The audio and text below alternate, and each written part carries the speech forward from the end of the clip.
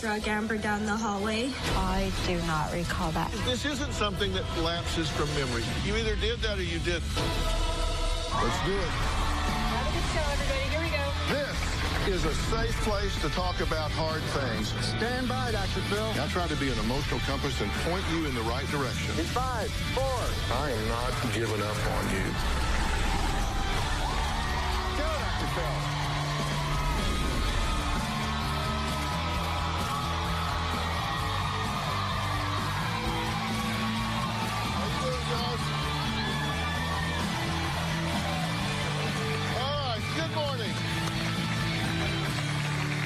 Stay away from me and my children. Contact me again, you hateful, judgmental bitch, and I will press harassment charges. You probably think a text this harsh was sent to a nasty neighbor or bullying frenemy. Nope. The woman on the receiving end of this mean message was dear old mom. And it was sent to her by none other than, of course, her daughter. What could make a daughter send a text like this to the woman who gave birth to her? Mothers and daughters, listen up, please, because this is a story about every mother-daughter relationship that ever was. And let me tell you, you want to forget what you think you know. If you're a mother or you're a daughter, you need to listen fast, because I'm going to shake it up to break it up. I am talking about changing your patterns. You got a tough relationship? You're in the right place on the right channel. Listen with both ears. Amber is still mad at her mother for years of what she calls verbal, emotional, and physical attacks. Mom Julie, on the other hand, says she's never laid a hand on her daughter except in self-defense. Let's hear Amber's side of today's saga. Growing up, my mom was extremely physically abusive. When I was 7 years old, she picked up a remote, threw it at me. To this day, I can still feel the bump in my ear. One time, they hadn't done their chores. I got really upset, and I did start throwing dishes. After that one incident, I was never physical with my children. When I was 14, I skipped class, and when I got home that day, she started an argument with me, and I ran and locked myself in the bathroom. So I was knocking on the bathroom door, she's yelling back at me, "Go away, you bitch." And she was kicking in, trying to get at me. Pretty soon, I'm laying on the floor like this, trying to get her to open. And she lost her balance and fell through the wall. When my dad got home, my mom told him that I had been attacking her.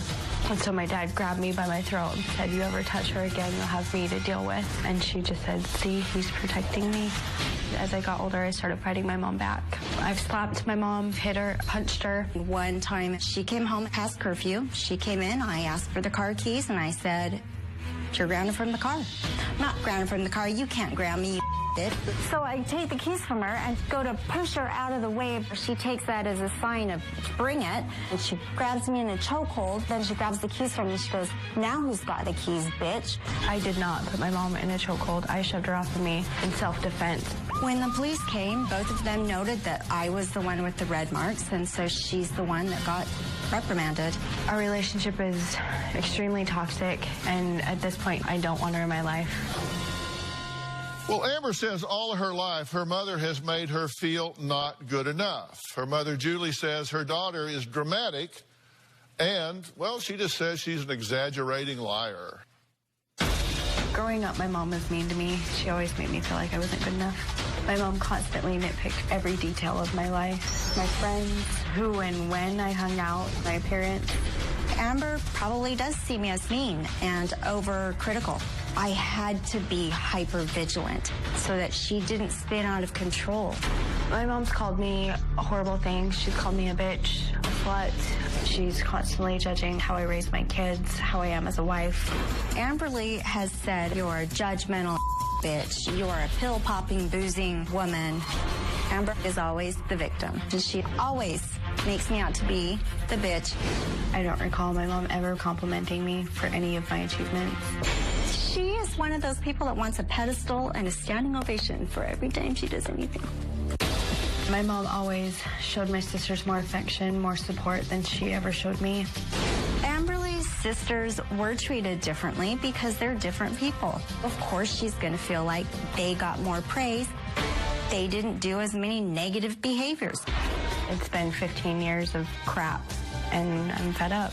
At this point, I don't even care if I'm thrown under the bus. I just want to quit this stupid cycle of madness.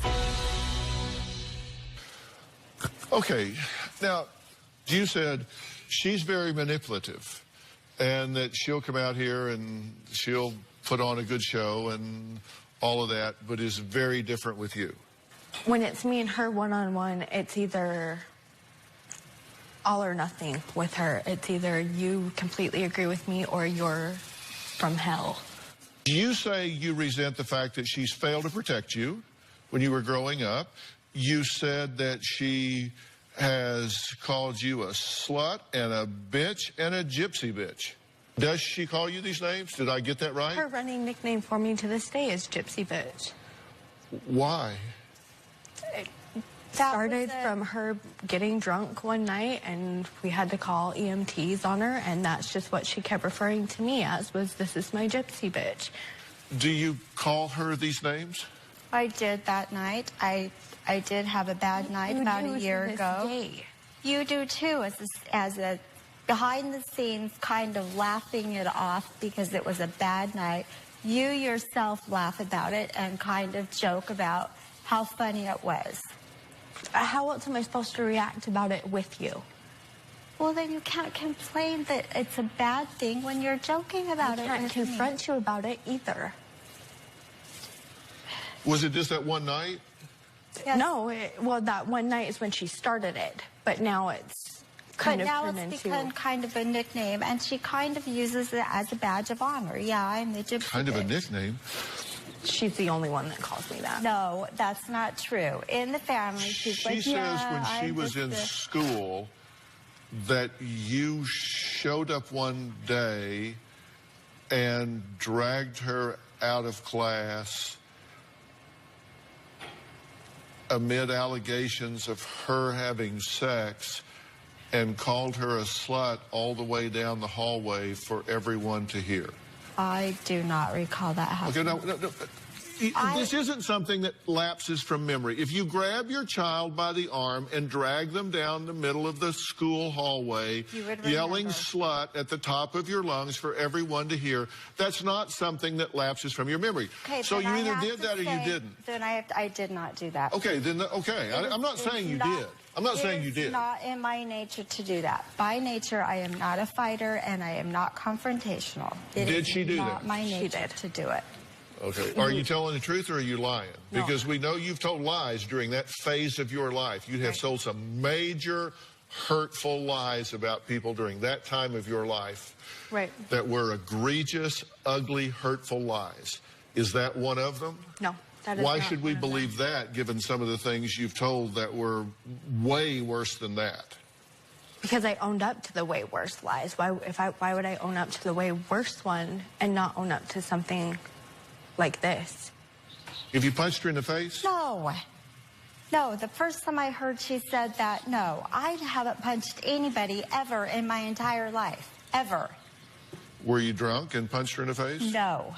Do you get drunk very often? No, it was one night, and instead of becoming volatile, apparently I became goofy and took on an English accent and started calling her the gypsy bitch. That's it. Yeah, I don't become volatile. She doesn't get drunk very often, but she does heavily self-medicate But you say she takes pills. constantly. And ever that since changes I her can remember. personality? It changes her personality, that she'll say mean things, and I feel like it's an excuse that she'll take pills and then say mean, hurtful things and then come back the next day, oh, I don't remember. Let's take a quick break. Amber says there was something her mother didn't do during her childhood that she can never forgive. Not something she did, something she didn't do.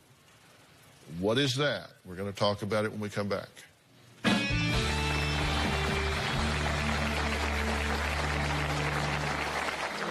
When I was 9 years old, my parents had a child staying with them, and she had started raping and molesting me. And when I'd try and ask my mom about it, she would just say, you need to suck it up and grow up.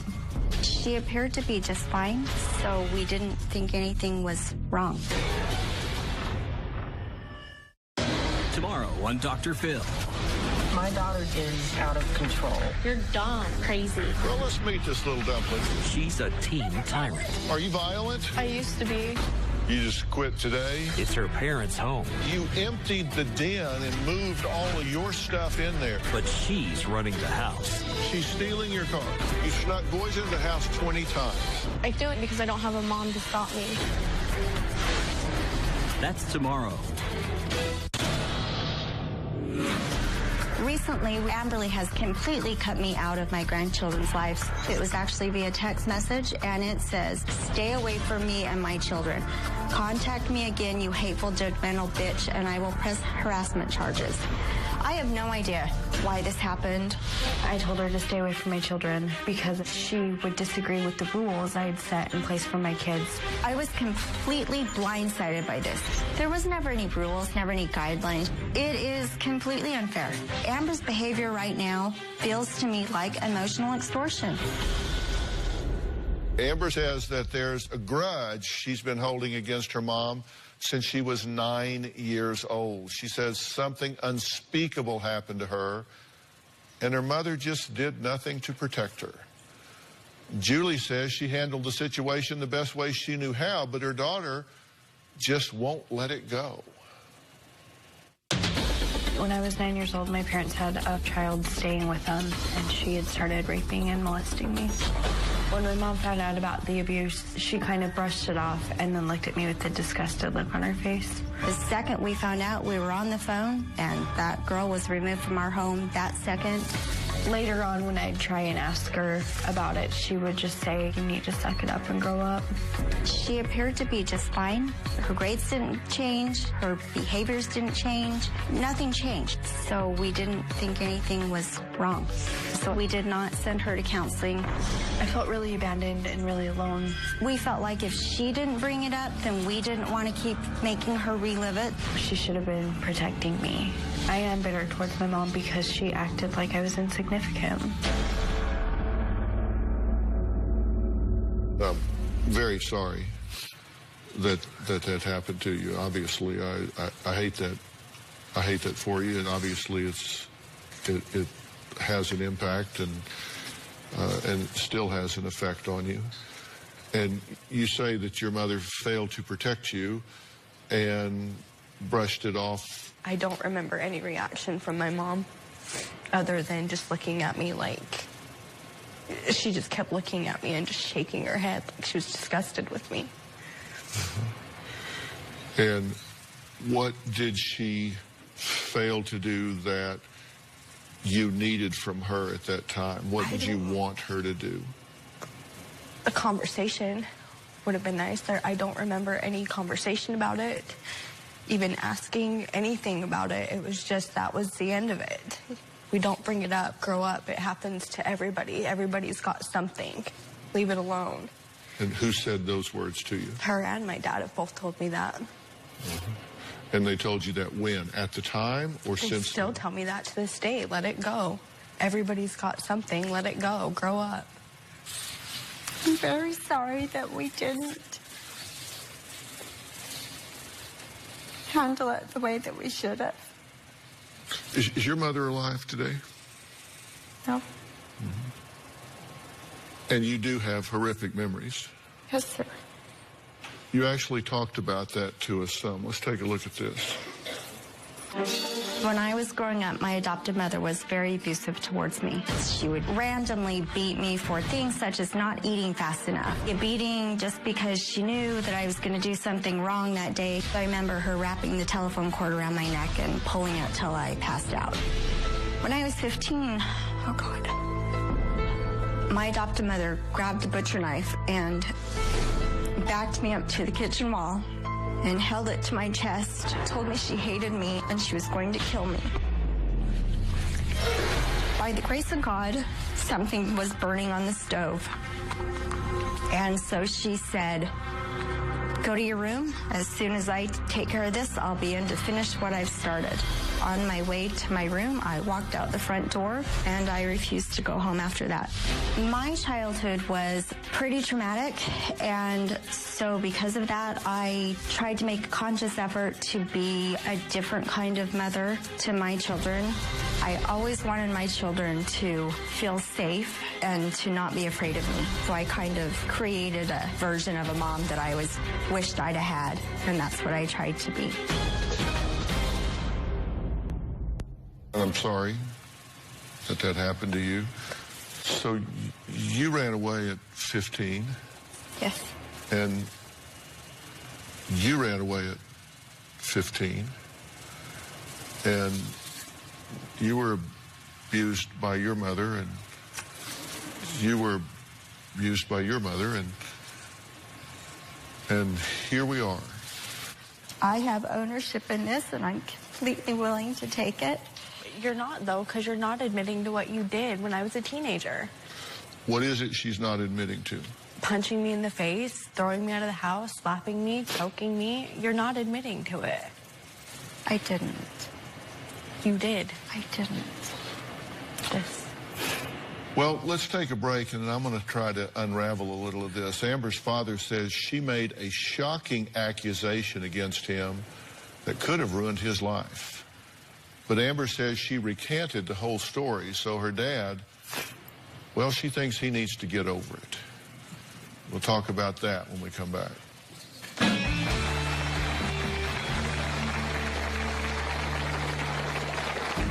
I told the sheriffs that my dad was sexually assaulting me and that he was hitting me with a pistol.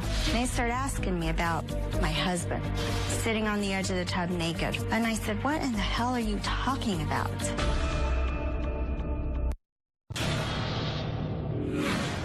When I was a teenager, I ran away from home a lot. One time, my mom had called my friends trying to find me and threatened them with charges if they didn't turn me in. I did not want to go home, so I made up accusations against my dad. I told the sheriffs that my dad was sexually assaulting me and that he was hitting me with a pistol. Mike and I went down to the police station. They started asking me about my husband, pistol whipping her, sitting on the edge of the tub naked, fondling her. And I said, what in the hell are you talking about?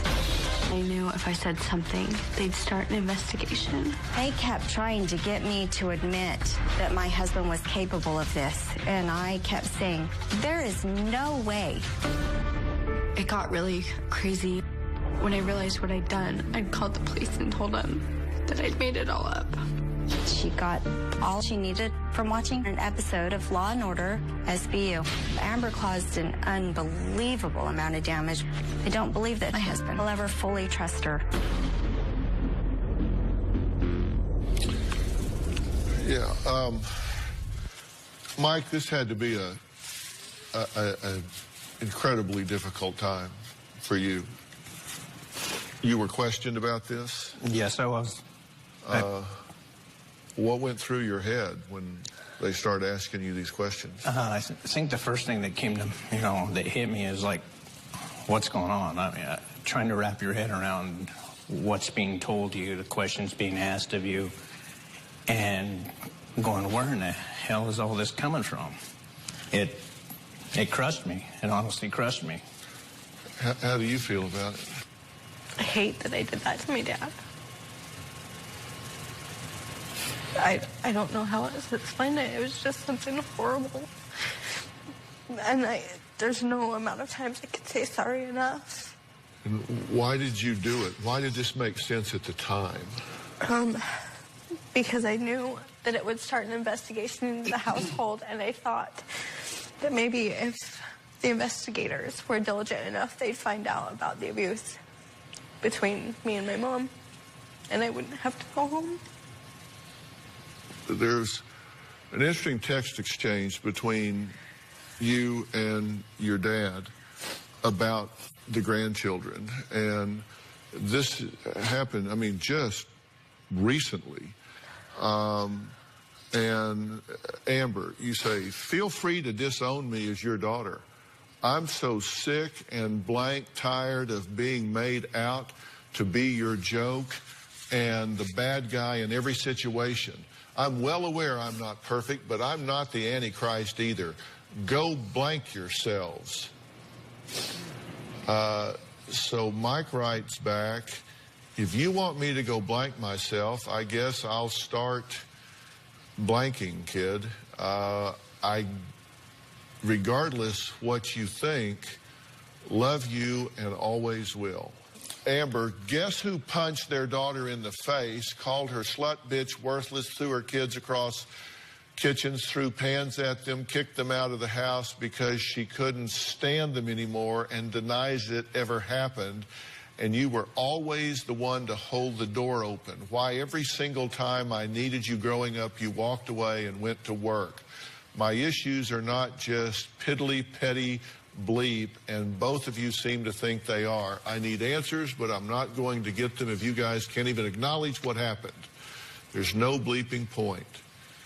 Which Mike responds, I'm sorry the pain you felt and the pain you continue to feel, but as an adult, you have the choice now to fix it or let it haunt you and your beautiful family forever. She's obviously calling you everything but decent, yet again, and you're still saying, look, let's calm down. I love you. Let's keep this together. I love you. Wow.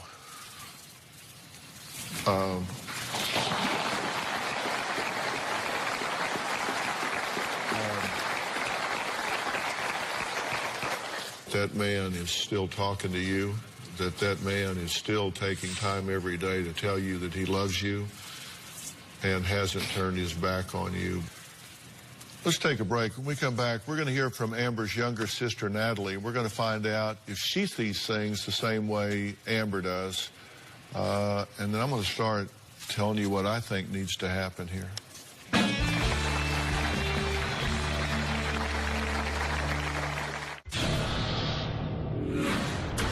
When I look back, all I can remember is dealing with Amberly and my other two children standing on the sidelines. Amberly's behavior has caused so much stress that my daughter, Natalie, never did anything wrong.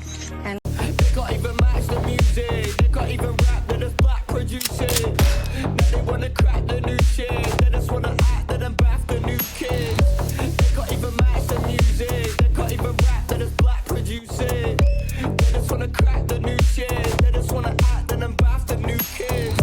Sorry big man, with your big life and your kid man. Sorry big man, with your big life and your whip man. Sorry big. we actually said to Natalie, how come you never did anything wrong? And she said, because you didn't have time. Sorry. You had your hands full with Amberly, so I just did what I was supposed to do. And she did. All of the madness and chaos is centered around Amberly, never around the other two. Ever. Never. We've been talking to Amber, her mother Julie, and Father Mike. I'm going to add younger sister Natalie to the conversation. She's joining us via Polycom right now. Hi. Natalie, thanks for joining us. You've been listening to everything so far. What can you add to this conversation? That they're both kind of not really telling the truth. I mean, some of the stuff they've said is true, but not to the extent I remember. So tell me what you recall. Give me your point of view here. I remember the time that my mom drug Amber down the hallway. It wasn't quite telling her she was a slut, but she did drug down the hallway. You're talking about at school? Yeah. Go ahead. I remember Amber punching my mom. You remember your mother throwing pots and pans when the dishes weren't done and that sort of thing. You do recall that, correct? Yes, I do. And how did you feel when that would happen? I remember feeling scared. That I wish my dad was home. You said if Amber wasn't your sister, you would avoid her at all cost. Why?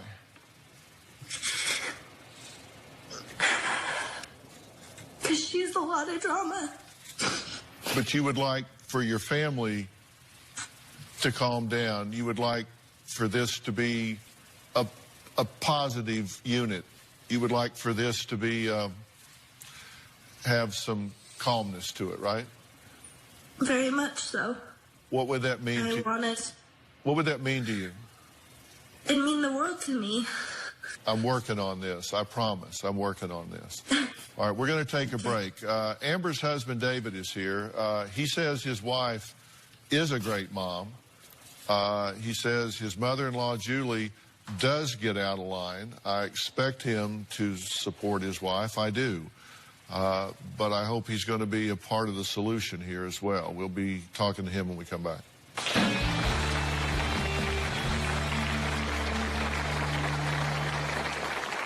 Amber's relationship with my mother-in-law could be a lot better than what it is.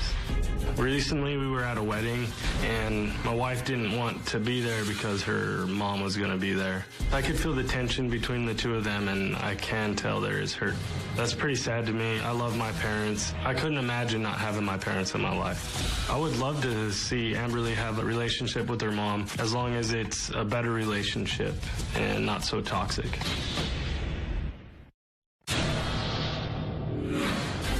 I would like a relationship with my mom, but for that, I feel like she needs to acknowledge that she did hurt me. I wish that Amberly could step up and have some ownership. She just doesn't seem to ever want to own up to anything. We're all wrong sometimes. I don't know why she can't just step up and say, I screwed up. At this point, I am through with her, unless I see some drastic change, but I don't think she's capable of doing that. What do you think about all of this? I think it's pretty crazy. I'd love to see them be able to communicate and have a better relationship. Look, here's the thing. Were you a perfect mother? Oh, gosh, no. Were you a perfect daughter? No. Not even close. Isn't there a nice symmetry there? You weren't a perfect daughter, but yet you criticize her for not being a perfect mother. You weren't a perfect mother, but yet you take her inventory for being not a perfect daughter. Yes. You're a right fighter. You know, you're a little... I know. You're a little stiff. I'm aware. I kind of want to mess up your hair.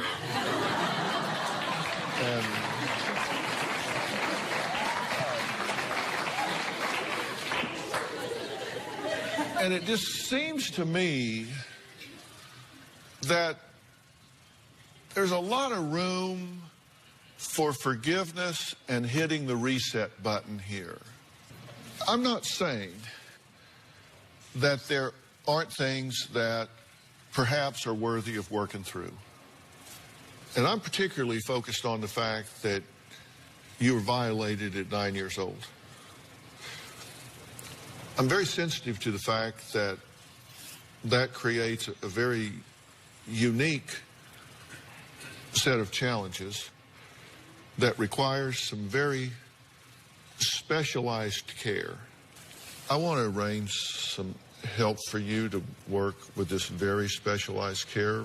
If I do that, would you do that? To just work with you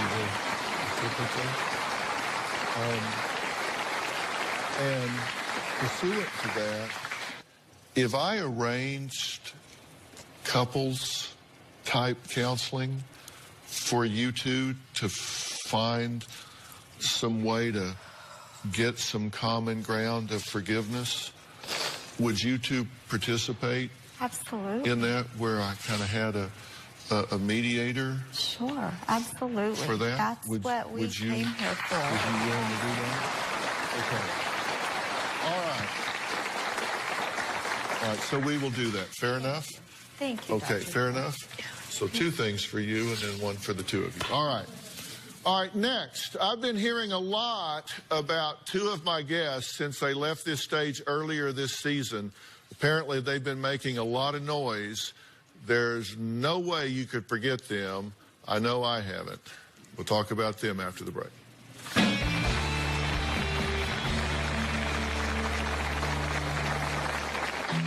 Our friendship isn't based on food. It's just something we share, and the weight loss struggle is something we both share too. Do you work out? You know. Do you work out? Sporadically. The answer is no. Ball dropped. Ladies, do you think you're having a midlife crisis? Did you act recklessly trying to recapture your youth by having an affair or walking out on your family? Do you now regret what you did and you're needing help trying to repair and put it all back together? If that's true, log on to drphil.com and share your story. You know, when we first met Candy and Lindsay, they were two fun-loving teachers who worked together and ate together.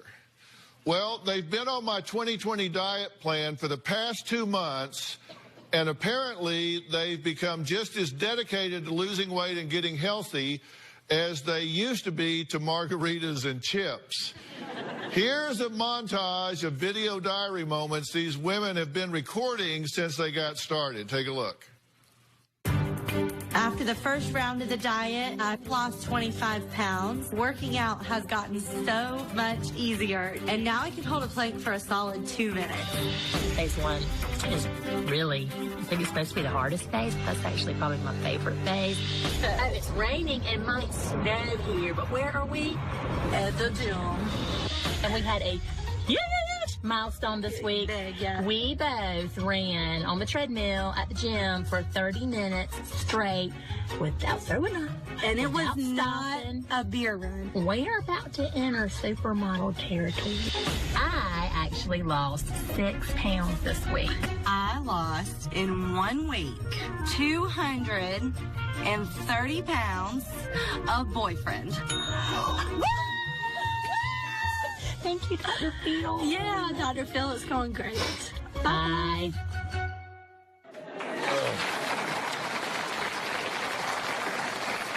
All right, Candy and Lindsay are joining us via satellite. Hey, girls. Hey, Dr. Phil. So how are you? We're great. We're great. Yeah, well, you look better. I'm seeing less of you than I did last time. Woo! All right. All right. I bet everybody's happy about that. Yeah. All right. So, Candy, how much weight have you lost so far?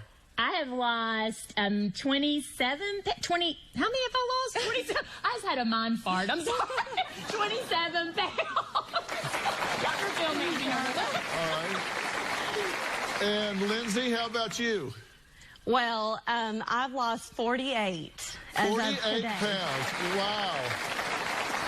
So you guys are doing great. So what's been working for you the best? Everything. The book just, it's like you said when we were there, it just, you laid it out so clearly. Now, it's difficult. I mean, you have to be willing to do the work, but you've laid it out so clearly for us. We just got in there, we committed. Like you said, we committed more to a healthy lifestyle than to going out and eating and drinking so much. Right. Now we meet up at the gym instead of at restaurants. So and it's exciting. The gym is finally as exciting as we wanted it to be. Yeah, we have fun. We bring the party to the gym. You know if we do. We drive our poor trainer nuts. Yeah.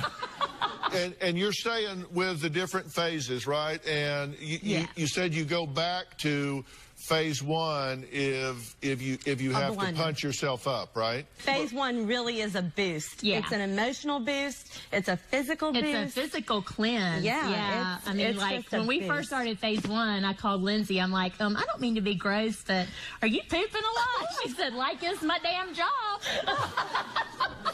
I sent her a picture. Yay, phase one. Why me? One of their video diaries caught my attention. Now I've heard that an impersonation is the sincerest form of flattery. Well, if that's true, then I guess I'm flattered. Take a look. We love you. Anytime we felt like quitting, we just imagined Dr. Phil looking at us like, what would he? Andy and Lindsay, I am watching you. I will hunt you down till the ends of the earth. Andy, Lindsay, I play tennis every damn day. I am svelte as a celery stalk. Get off your ample asses and get to the gym. How's that working for you? Together. Just kidding. We love you, DP. We do love you, Dr. Phil. God, why me? Why me do I find these women? All right, both Lindsay and Dee are featured on their local Anytime Fitness Facebook page. The caption reads, "A milestone was accomplished today."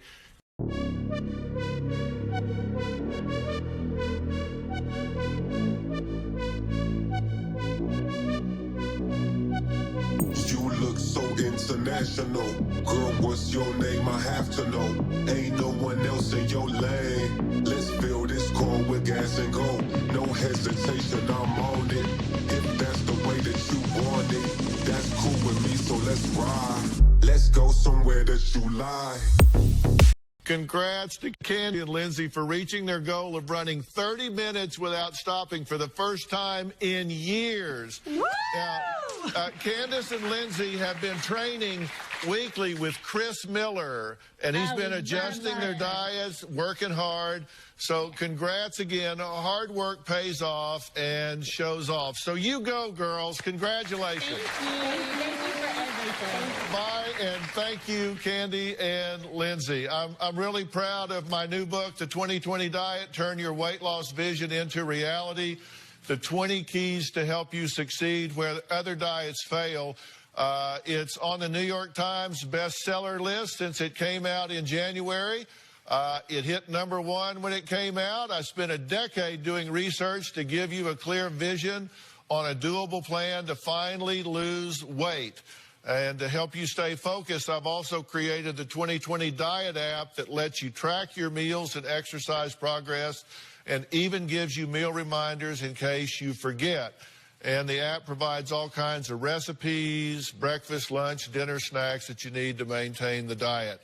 And 2020 Diet can be found anywhere books are sold. And if you want to download your app, you can go to iTunes and Google Play. And everybody in the audience is going home with a copy of the book. Coming up, my next guest blames her wrinkles on more than just aging. We're going to find out why and get tips on turning back the clock.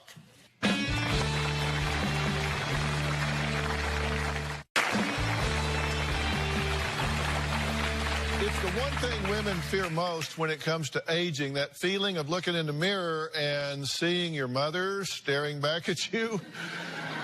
You all tell me you don't want to look older than you feel, especially when it comes to those dreaded fine lines and wrinkles. Well, my next guest, Judy, blames the wrinkles on her forehead on Father Time and one other man, her husband. Of course we get blamed for it, but she says she wants the lines and not her loves to disappear. Take a look. Hi, my name is Judy, and I'd like to introduce you to my family. This is my husband, this is my daughter, and this is my dog. And everyday life is giving me all these wrinkles. And I get in front of the mirror, and what I see in the mirror just doesn't really match the way that I feel. I'm actually 41, but on the inside, I still feel like I'm 30. I have all the normal aging issues so far, starting with the wrinkles on my forehead, the crow's feet, the under eye wrinkles, the laugh lines. Sometimes I even try not to smile too much because when I smile, it pushes everything up and it gives me even more wrinkles. My husband is 11 years younger than me, and I'm dreading the day when somebody looks at us and asks him if he's out with his mom. I'm ready to go to battle against wrinkles to make sure that day never comes. All right, well, join me now is Judy. Thanks for being here, along with beauty expert Jamie Krell. So I appreciate you guys being here.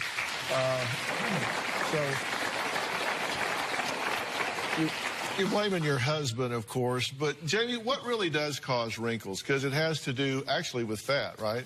It does. You know, wrinkles, it's an inevitable part of the aging process, unfortunately. And what happens is all of that good fat that's stored in the deep layers of our skin, we lose that fat as we age. Our skin becomes more thin, and so our lines and wrinkles become more prominent. Now, sadly, this is nothing we can control. This happens to everybody. But there are some factors that we can control, like squinting, sun exposure, and any facial expressions that we make. Yeah, so are you guilty of those things? Do you, because like I'm on the computer and I'm getting blind. I'm telling you, seriously, we have to get our glasses, and we were in the drugstore the other day trying out stronger and stronger, because I squint at the computer all the time. Do you do this? Absolutely. I'm squinting at the computer when I'm concentrating, when I'm focusing. Smiling too much, as you saw in the video, it kind of pushes everything up. And smiling's good, though. I mean, yeah, smiling's good. Now, we've all heard the saying, you are what you eat, and that goes for your skin as well, right? You know, it's true. So our skin is the largest organ of our body. So you have to treat it like every other organ. You have to give it proper nourishment and nutrition. I like to tell people to eat colorfully. So an example, leafy greens or blueberries packed with antioxidants, because not only is it healthy for your body, your skin is going to glow as a result as well. Now, of course, we know to drink water, but not just water alone. A great tip is first thing in the morning, warm water with lemon. It's an instant natural detoxifier that's also going to help your skin glow. And the last tip to help hydrate and moisturize your skin, sleep with a humidifier in your bedroom. This is something that helps prevent your skin from being dry and dehydrated, because when it is dry and dehydrated, your wrinkles appear more prominent. Yeah, I'm definitely guilty of not drinking enough water and probably eating too much junk food, too. The very last tip I want to end with is something that I really believe to be the most important, and that is to stick to a great skincare regimen every single morning and every single evening. But something that you can easily incorporate into your daily routine and nightly routine is a serum. My absolute favorite is from Boots No. 7. It's called the Protect and Perfect Intense Advanced Serum. Now, this is brand new. It just launched over in the UK recently. One of these serums is sold every 10 seconds. It is the fastest selling anti-aging serum because it's working, and it's working fast. So people are telling their friends about it, and it's become a cult favorite. Now, when you use this, you will see it's going to reduce the appearance of those lines and wrinkles in just 4 weeks. This also just earned the Good Housekeeping Seal of Approval, which is a huge honor because they rigorously test so many different products. So when you see this seal, it shows that you can trust this product to work and work fast. Now, lucky for us, this product just launched here in the States, so we can get our hands on it, and you can get it right at Target. And my favorite part about this, it's less than $30. Yeah? It's good. Well, what do you think? I have never heard of that product before, but I would certainly love to try it, and I love it's so affordable. Yeah. Well, everybody in our audience is going to get to try it, too, because everybody's going to go home with your own Boots No. 7 serum. So thanks so much to beauty expert Jamie Krill. I also want to thank all of my guests today. Appreciate it. For more information on the show today, you can visit drphil.com. We'll see you next time. Thanks so much.